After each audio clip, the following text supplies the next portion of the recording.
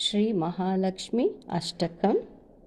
नमस्तेस्तु महामाये श्रीपीठे सुरपूजिते शङ्खचक्रगदाहस्ते महालक्ष्मी नमोऽस्तुते। नमस्ते गरुडारूढे कोलासुरभयङ्करी सर्वपापहरे देवी महालक्ष्मी नमोऽस्तुते। सर्वज्ञे सर्ववरदे सर्वदुष्टभयङ्करी सर्वदुःखहरे देवी महालक्ष्मी नमोऽस्तुते।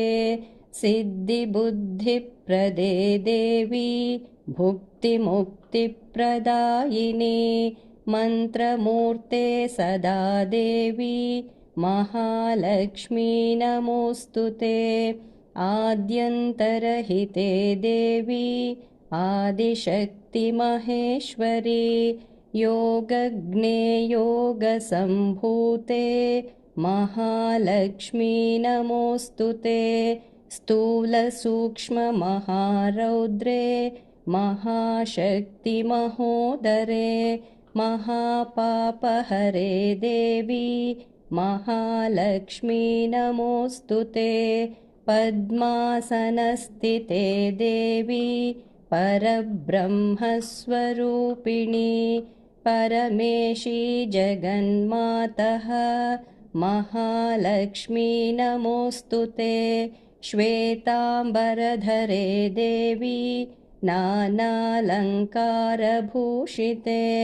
जगस्थिते जगन्मातः महालक्ष्मी नमोऽस्तुते।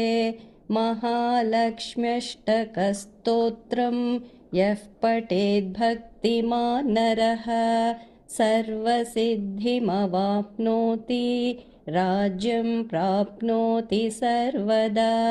एककालं पठे नित्यं महापापविनाशनं